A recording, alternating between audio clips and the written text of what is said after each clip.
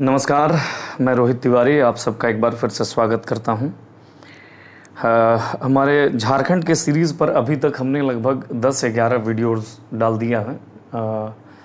यह अगला वीडियो है और हम धीरे धीरे क्रम से एक एक टॉपिक को लेते हुए चल रहे हैं और मेरी ये कोशिश है कि पूरा झारखंड को यूट्यूब में फ्री ऑफ कॉस्ट रखा जाए। और यह भी मैं प्रयास कर रहा हूँ कि कोई भी ऐसा मेजर फैक्ट जो कि परीक्षा में पूछने लायक हो वो हमारे डिस्कशन से छूट ना जाए किसी भी तरीके से। तो आइए आज एक नए टॉपिक पर आपसे चर्चा कर रहा हूँ। आप सबसे एक विनती मैं हमेशा करता हूँ कि आप सारे वीडियोस को देखें क्रम से। दूसरी बात कि एक्टिव लर्निंग का हिस्सा बनिए। मतलब जब भी आप यूट्यूब में या ऑनलाइन कभी पढ़ रहे होते हैं तो आप पेन पेपर ले करके रीढ़ की हड्डी को सीधा रख करके और बैठ करके पढ़ा करिए प्रोफेशनली, कि ताकि आप उसका 100% ले पाएँ आप। क्योंकि अगर आप कैजुअली लेते हैं चीज़ों को, जैसे लेट करके पढ़ना, घूमते हुए हेडफोन डाल करके पढ़ लेना, तो ये मेरा दावा है कि आपका वो हो नहीं पाएगा वो टॉपिक। और जब तक आप उस पर अपना हैंड रिटन कुछ फुटनोट्स नहीं बना लेते हैं तो मान के चलिए कि वो टॉपिक आपका अपना नहीं हो पाता है और उस पर प्रश्न भी आप सॉल्व नहीं कर पाएंगे। इसीलिए थोड़ी गंभीरता के साथ चीज़ों को लेना होगा आपको। हमेशा मैं ये बात आपसे कहता हूँ कि सीरियसनेस का कहीं कोई जवाब नहीं है। देखिए, आइए आज के अपने टॉपिक पर जाता हूँ। आज का टॉपिक है झारखंड में अंग्रेजों का प्रवेश। यहाँ झारखंड का मैप है। इससे पहले कि झारखंड में अंग्रेजों का प्रवेश हो, मैं आपको बताऊं कि ईस्ट इंडिया कंपनी बंगाल में अपनी पकड़ बना चुका था। मतलब आप अगर देखें तो अगर बंगाल में जाएं तो ये जो इलाका है, ये सबसे पहले ये जो इलाका है इसको बोल देते हैं पुरुलिया। ये जो है ना, ये पुरुलिया का इलाका है। और ये जो इलाका आपको इधर से इधर ये सब दिख रहा है जो, इसको बोल देते हैं मिदनापुर। मिदनापुर में आज के टाइम में आपको एक पश्चिमी मिदनापुर मिलेगा, एक पूर्वी मिदनापुर मिलेगा। लगभग 1760 में मिदनापुर तक अंग्रेजों का प्रभाव स्थापित हो चुका था ईस्ट इंडिया कंपनी के माध्यम से। तो जाहिर है कि अगर मिदनापुर तक कंपनी का प्रभाव बढ़ चुका था, इधर जाएंगे तो इधर तो सागर है, बंगाल की खाड़ी है। तो अब अगर इनको अपने साम्राज्य का विस्तार करना है तो अगला टारगेट रास्ते में कौन आ रहा था? झारखंड आ रहा था। और जाहिर है कि अगर मिदनापुर से आएंगे तो सबसे पहले आपको पलामू नहीं मिलेगा, सबसे पहले आपको इधर नहीं मिलेगा, सिमडेगा नहीं मिलेगा, यहां आपको संथाल परगना नहीं मिलेगा, बल्कि कौन मिलेगा? ये एरिया मिलेगा। तो कुल मिलाकर के क्या हुआ कि एक अंग्रेज अधिकारी हैं, उस अधिकारी का नाम है फर्ग्यूसन को ये जिम्मेदारी दी गई कि आप अब हम अपने अधिकार क्षेत्र को बढ़ाएं और झारखंड में हमारा प्रभाव बढ़े। इसको लेकर के किसको ये जिम्मेदारी दी गई? फर्ग्यूसन को। और जब आप झारखंड आएंगे तो ये जो इलाका है पूरा, लगभग ये जो इलाका है पूरा, इसको आप कहते हो सिंहभूम। इसको क्या कहते हो? सिंहभूम। तो पहला एक सवाल यही पूछा जाता है इसमें कि झारखंड में अंग्रेजों का प्रवेश किस ओर से हुआ? तो यहां अगर मिदनापुर तक प्रभाव पड़ चुका था तो इस ओर से ही होगा। यानी किस ओर से? सिंहभूम की ओर से। सिंहभूम की ओर से, ये पूछा हुआ प्रश्न है। अब आइए सिंहभूम पर अगर आप चर्चा करें तो आपको नजर आएगा कि 3 स्टेट सिंहभूम पे इस वक्त यहां पर काम कर रहा है, या 3 राज्य यहां पर थे। एक राज्य आप इसको बोलोगे। आज भी जो यहां पे 3 अलग अलग डिस्ट्रिक्ट हैं, 3 अलग अलग डिस्ट्रिक्ट हैं, मैं उन्हीं की बात कर रहा हूं। एक डिस्ट्रिक्ट पूर्वी सिंहभूम, ये थोड़ा बड़ा है ना, ध्यान रखिएगा। पश्चिमी सिंहभूम एक, और क्षेत्रफल वाइज सबसे बड़ा है जिला। एक डिस्ट्रिक्ट पश्चिमी सिंहभूम, एक पूर्वी सिंहभूम और एक सरायकेला खरसावां आज के दौर में आपको नजर आ रहा है।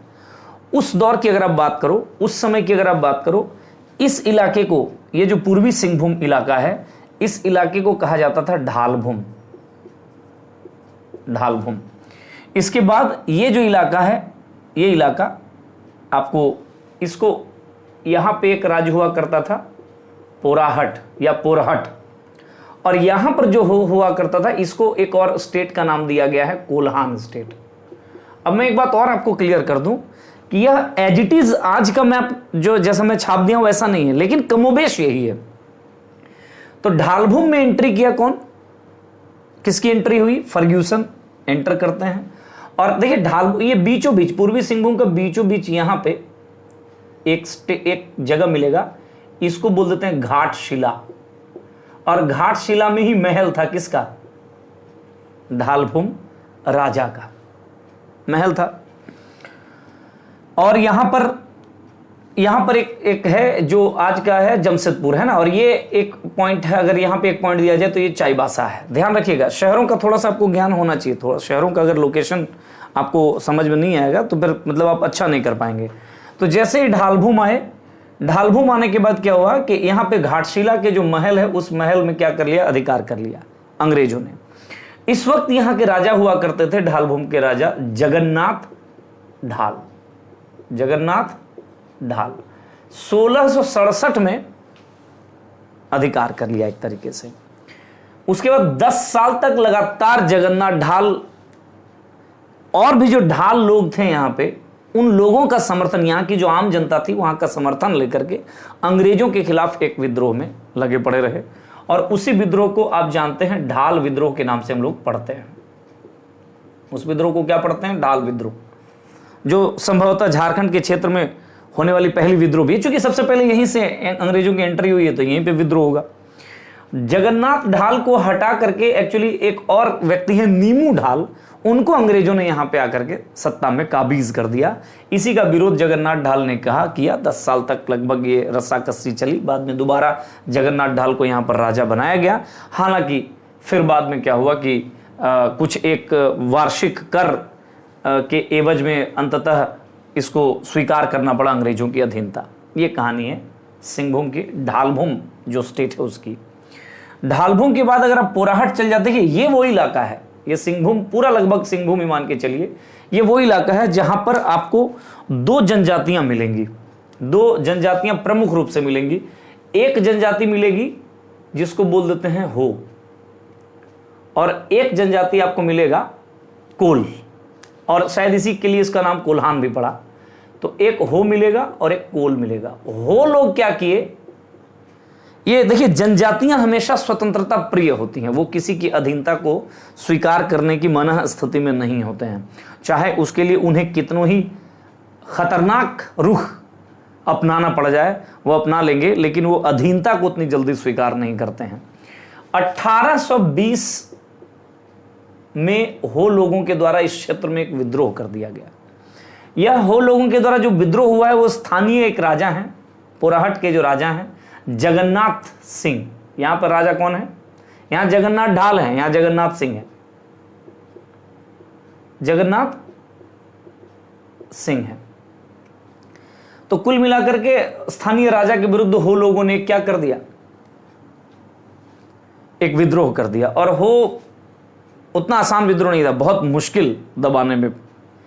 किसी तरीके से यहीं पे चाईबासा के समीप एक नदी है रोरो नदी, और उसी रोरो नदी के समीप क्या हुआ 1820 में हो वर्सेस मेजर रफसेज। रफसेज कौन है, अंग्रेज अधिकारी हैं। एक लड़ाई हुई जिसमें अंततः रफसेज ही जीते और हो लोगों की हार हुई। किंतु ये बहुत भयानक लड़ाई थी और मैंने एक तरीके से अंग्रेजों को ये लग रहा था कि हम हार ना जाएं, ऐसी स्थिति बन गई थी। इसके बाद यहीं पे एक और स्टेट है, आपको बता दूं कि यहीं पे एक और विद्रोह जो 1831-32 में हुई झारखंड की धरती पे, पलामू, मानभूम, सिंहभूम, कई क्षेत्र मिला करके, जिसको कहते हैं कोल विद्रोह। कोल एक तरीके से मुंडा जनजाति का ही एक वर्ग है, इन्हें लड़ाका कोल कहा जाता है। लड़ाका कोल मतलब लड़ाकू जनजाति, ठीक है। तो कोल विद्रोह जो हुआ है लगभग कई और बड़े इलाके में हुआ है, किंतु सिंहभूम के हो लोगों ने, हो जनजातियों ने इस कोल विद्रोह को समर्थन दिया था 31-32 में। मतलब एक तरीके से यह क्षेत्र एकदम अशांत क्षेत्र के रूप में लग रहा था अंग्रेजों को कि अब इस पर कोई ना कोई उपाय तो करना पड़ेगा, ऐसी स्थिति बन गई थी। और आपको बता दूं इन्हीं विद्रोहों के परिणाम स्वरूप, ये कोल विद्रोह का नेता कौन थे, बुद्धू भगत, सिंधराय बिंद्राय, ऐसे लोग। हम लोग अलग से जनजातीय विद्रोह पर चर्चा करेंगे तब वहां पे देखा जाएगा। फिलहाल तो यहाँ पे एक नया रूल लाया गया जिसको 1837 में विल्किंसन रूल कहते हैं। वो इसी क्षेत्र के लिए लाया गया था कि ये कोल्हान के एरिया के लिए, जिसमें हो लोगों की जो परंपरागत शासन व्यवस्था है, प्राचीन शासन व्यवस्था है, ये आपके जेपीएससी के टॉपिक में भी है, उसी को एक तरीके से विल्किंसन रूल के माध्यम से दोबारा से स्थापित किया गया और इस क्षेत्र में एक तरीके से शांति बहाल की गई। ठीक है, ये विल्किंसन महोदय के द्वारा ऐसा किया गया था। इसको एक अलग नॉन रेगुलेशन प्रांत भी बनाया गया, एक रेगुलेशन 13 लाया गया था जिसके जरिए इसको बनाया गया। तो कुल मिलाकर के इस एरिया में क्या बनाया गया, इस एरिया को तो विल्किंसन रूल यहाँ पे लाया गया। और ये जो नॉन रेगुलेशन प्रांत बनाया गया था उसको कहा गया SWFA, south west frontier agency. South Bengal के पॉइंट ऑफ व्यू से देखिए, साउथ वेस्ट, ये वेस्ट है, ये साउथ है, बीच में बंगाल अगर इधर है तो पूरा, तो साउथ वेस्ट फ्रंटियर एजेंसी के नाम पे आया और उसके बाद यहाँ पे विल्किंसन रूल को इम्प्लाई किया गया है। ये कहानी है। पोराहट एक स्टेट है, वहाँ पर ये दोनों घटनाएं घट रही हैं। घनश्याम सिंह जिनका जगन्नाथ सिंह नहीं, सॉरी, ये घनश्याम सिंह है, माफ़ करिएगा, थोड़ा सा सुधार लीजिएगा, घनश्याम सिंह। ये जो घनश्याम सिंह हैं इन्होंने एक संधि कर लिया है लगभग 1 फरवरी 1820 को, 1 फरवरी 1820 को एक संधि कर लिया और उस संधि के जरिए इन्होंने कंपनी की अधीनता को स्वीकार कर लिया है। इसके पहले भी एक आध संधि और हुआ है जिसमें ये कहा गया पोराहट के उस वक्त राजा जगन्नाथ सिंह थे कि कंपनी क्षेत्र के जो व्यापारी हैं उन व्यापारियों को आप अपने यहाँ शरण नहीं देंगे, मतलब दूसरे व्यापारी जो अंग्रेज छोड़ करके हैं, ऐसी बातें। किंतु 1 फरवरी 1820 को घनश्याम सिंह ने क्या किया, कंपनी की अधीनता को स्वीकार कर लिया और इसी का विरोध हो लोग कर रहे थे वगैरह, ये लोग कर रहे थे। हो लोगों पर एक्चुअली घनश्याम सिंह भी कंट्रोल नहीं कर पा रहे थे, क्योंकि मैंने क्या कहा आपको, ये स्वतंत्रता प्रिय लोग हैं, ये राजा को भी गुलामी स्वीकार नहीं कर सकते, ऐसी स्थिति इनमें थी। मान बैठेंगे आपको तो आप ईश्वर हैं इनके लिए, लेकिन जबरदस्ती इन पर गुलामी नहीं थोपा जा सकता था, ये वो लोग हैं। तो घनश्याम सिंह को भी इन पर कंट्रोल पाने के लिए अंग्रेजों की मदद चाहिए थी। एक तो ये बात, दूसरी बात की जो पोराहट है उसका यहाँ जो आपका कोल्हान स्टेट है जिसमें सरायकेला राज्य था, उस दौर में सरायकेला एक स्टेट हुआ करता था। सरायकेला स्टेट को किसने स्थापित किया है, तो किसने, विक्रम सिंह ने। किसने,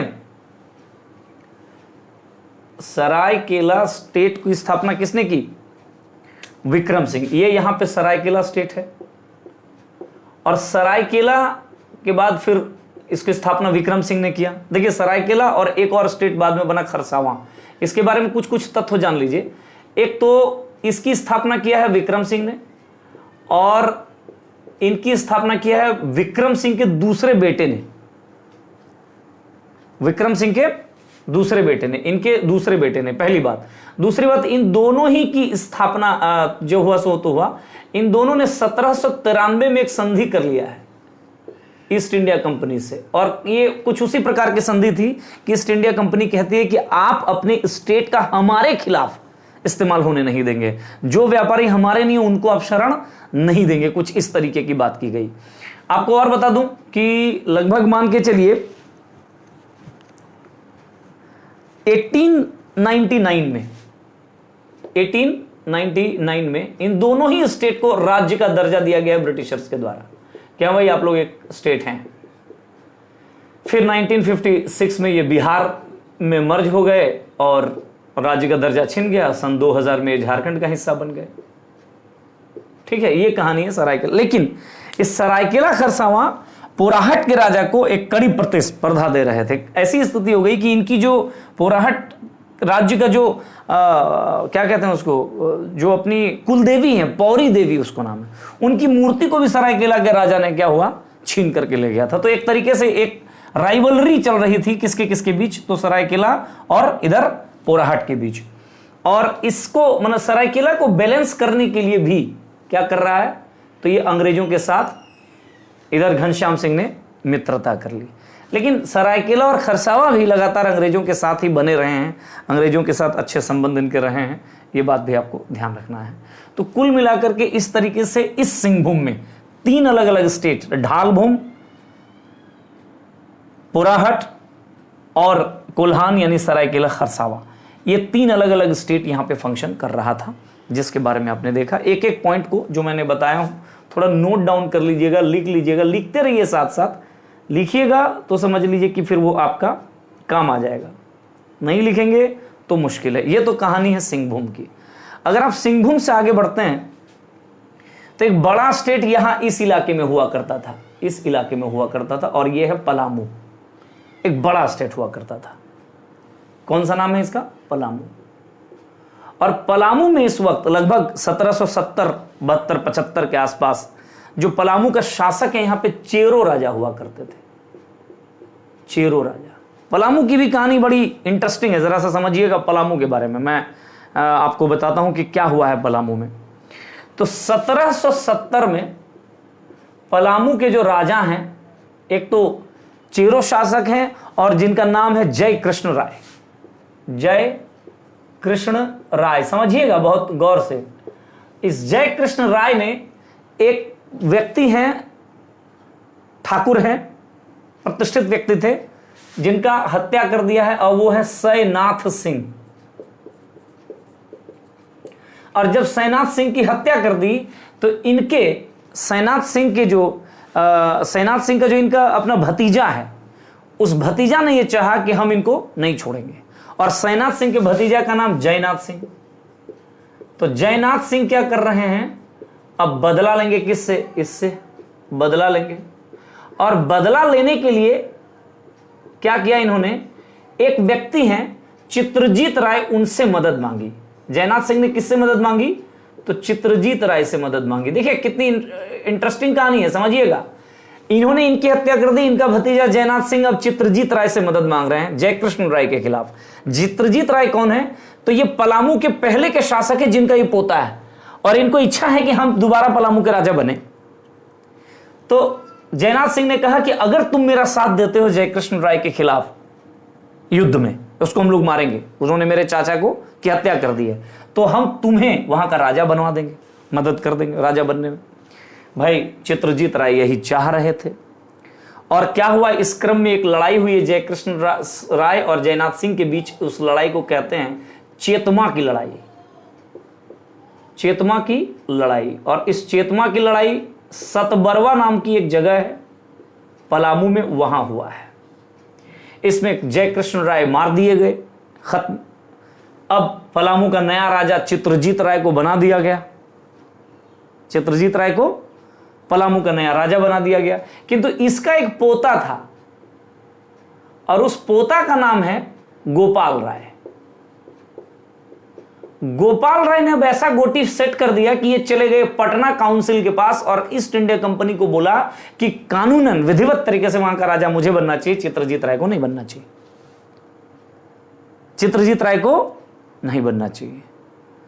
ईस्ट इंडिया कंपनी कहा, हाँ बिल्कुल, ईस्ट इंडिया कंपनी एक मौके की तलाश में था कि वहां पे राजनीतिक अस्थिरता पैदा हो, वहां के जो राजनीतिक दावेदार हैं वो आपस में उलझ जाएं, उस उलझन को का बहाना बना करके हम लोग वहां पे एंटर कर दें।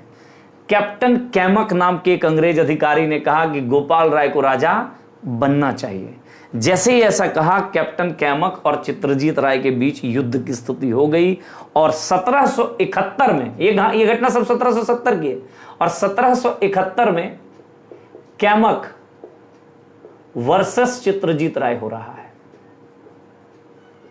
लेकिन चित्रजीत राय क्या हो गए, इसमें भी पराजित हो गए चित्रजीत राय, और गोपाल राय को पलामू का राजा बना दिया गया।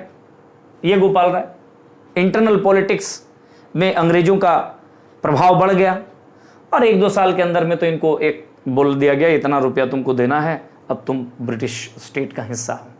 इस तरीके की कहानी है। 1773-74 तक पलामू पर भी इन्होंने फतह पा लिया। यहां एक बात और जान लीजिएगा, ये हुआ जैसे सिंहभूम, ये हुआ पलामू, यहां एक बड़ा स्टेट काम कर रहा था, और उस स्टेट को आप रामगढ़ राज्य बोलेंगे या हजारीबाग बोलेंगे आज का। और रामगढ़ के जो राजा थे मुकुंद सिंह, वो अंग्रेजों के धूर विरोधी थे। इवन इतना विरोधी थे कि चित्रजीत राय को मुकुंद सिंह मदद कर रहे हैं अंग्रेजों के खिलाफ जाकर के। चित्रजीत मतलब पलामू में जब कैमक और पलामू के राजा चित्रजीत राय के बीच जब झड़प हुआ, लड़ाई हुआ, तो मुकुंद सिंह ने मदद किया था रामगढ़ के राज्य के राजा ने। तो अब जब सिंहभूम पर अधिकार जमा ही लिया, चेरों पर अधिकार जमा ही लिया, अधिकार जमाने का मतलब यहां भी अपना आदमी राजा बन गया, यहां गोपाल राय अपना आदमी राजा बन गया, तो अंग्रेजों की ताकत और कद दिनों दिन बढ़ते चला जा रहा था। तो अब इस क्षेत्र का जो एक बहुत बड़ा राज्य और बाकी था रामगढ़, उस पर उनकी नजर गई और फिर एक बार वही टेक्निक इन्होंने इस्तेमाल किया कि फूट डालो और राज करो। तो रामगढ़ में भी एक व्यक्ति, देखिए क्या है, जरा सा देख लीजिए क्या कहानी है। रामगढ़ में एक राजा है, रामगढ़ में राजा है मुकुंद सिंह, मुकुंद सिंह ये राजा है और एकदम अंग्रेजों के धूर विरोधी हैं। और रामगढ़ में एक और व्यक्ति है तेज सिंह, और ये तेज सिंह भी क्या कर रहा है कि मुझे यहां का राजा होना चाहिए। अंग्रेजों को ऐसी परिस्थितियां बहुत रास आती थी। अंग्रेजों ने तेज सिंह के साथ कांटेक्ट किया। अंग्रेजों को ये अच्छी तरह पता था कि मुकुंद सिंह हमारी बात सुनेगा नहीं। पहले अंग्रेजों ने मुकुंद सिंह को एक फरमान भेजा कि तुम अगर वार्षिक इतना रुपया लगभग देने के लिए तैयार अगर हो जाओ तो हम तुम्हें छोड़ देंगे, हमारी अधीनता स्वीकार कर लो तो कोई बात नहीं है। मुकुंद सिंह ने कहा, न भूतो न भविष्यति, मेरे जीते जी ऐसा हो नहीं सकता कि हम आपकी अधीनता को स्वीकार कर लें। ये हमारे पौरुष पर एक प्रश्न चिन्ह होगा कि अगर हम आपकी अधीनता को स्वीकार कर लिए तो। ऐसा किसने कहा? मुकुंद सिंह ने। तेज सिंह को कहा राजा बनना है, अंग्रेजों ने पूछा राजा बनना है, तेज सिंह तो तैयार थे क्या भाई राजा बनना है। मुकुंद सिंह के रामगढ़ स्टेट पर दो तरफ से हमला हो गया, एक तरफ तेज सिंह और एक तरफ कैप्टन कैमक। बात समझ में आई? एक तरफ तेज सिंह और दूसरे तरफ कैप्टन कैमक, दोनों ने हमला कर दिया। मुकुंद सिंह यहां से भाग खड़े हुए और इस तरीके से एक तरीके से रामगढ़ पर भी, रामगढ़ स्टेट पर भी या हजारीबाग स्टेट इसको आप बोल दें, यहां पर भी अंग्रेजों का आधिपत्य स्थापित हो गया। मानभूम की बात कर दें, धनबाद बोकारो ये इलाका, पुरुलिया वगैरह का इलाका, अधीनता स्वीकार कर लिया कि हाँ भाई आप कोई दिक्कत नहीं है, हम आपकी अधीनता को स्वीकार करते हैं। सवाल जहां तक आपका संथाल परगना का है, तो आपको बताऊं कि बंगाल में ही अपने प्रभाव को स्थापित करने के दौरान दो युद्ध हो चुके थे। एक तो 1757 में जो युद्ध कम, एक छद्म युद्ध ज्यादा था जिसको आप क्या बोलते थे, पलासी, और एक 1764 में बक्सर। अब पलासी जब जीता ना तो भाग के सिराजुद्दौला जो बंगाल के नवाब भाग के यहीं पहुंचे थे, यहीं। इसी समय से इस क्षेत्र पे नजर बंगाल की थी और मीर कासिम के साथ जो लड़ाई हुई है एक 1763 में, मतलब बक्सर के पहले ही 1763 में मीर कासिम के साथ एक लड़ाई हुई। वो लड़ाई है उधवा नाला एक जगह है, उधवा नाला एक जगह है यहां पे, और इसी लड़ाई में ऑलरेडी इस पर फतह प्राप्त कर लिया था। किसने? अंग्रेजों ने, मीर कासिम से। तो कुल मिलाकर के ये कहानी है झारखंड क्षेत्र में अंग्रेजों के प्रवेश की। इस दौरान हमने 3 अलग अलग विद्रोह भी देखे। एक तो 1767 से 77 तक चलने वाली ढाल विद्रोह, एक 1820 में हो विद्रोह, और एक 1831-32 में कोल विद्रोह। इन तीनों में सबसे बड़ा एरिया में फैला हुआ था कोल विद्रोह। बुधू भगत, सिंधराय, बिंद्राय, मानकी और कई सारे लोग इनके नेता थे, अलग अलग क्षेत्र में अलग अलग व्यक्ति थे। इसका नेता जगन्नाथ ढाल थे। फिर हमने ये भी आपको बताया कि ये जो कोल विद्रोह है ये झारखंड क्षेत्र का पहला सुसंगठित विद्रोह था, मतलब प्लान करके किया गया विद्रोह था। प्रश्न ये पूछा गया कई बार, ठीक है। ये कहानी है। ये इस भाग में झारखंड में अंग्रेजों का जो प्रवेश जो हमें देखना है, इस भाग में इतनी सी बातें आपको देखना था, ठीक है। तो इस तरीके से ये कहानी हुई। मैंने कहानी के तर्ज पर आपको बताने की कोशिश की कि किस तरह से अंग्रेज धीरे धीरे एक एक स्टेट, एक एक राज्य को जीतते चले गए और पूरा झारखंड में इनका अपना एक अधिकार स्थापित हो गया, ठीक है ना। मैं फिर से एक बार आपसे कहूंगा, क्रम से सारे चैप्टर्स को आपको देखना है और धीरे धीरे चीज़ों को तैयार करना है। तो बहुत बहुत धन्यवाद, नमस्कार।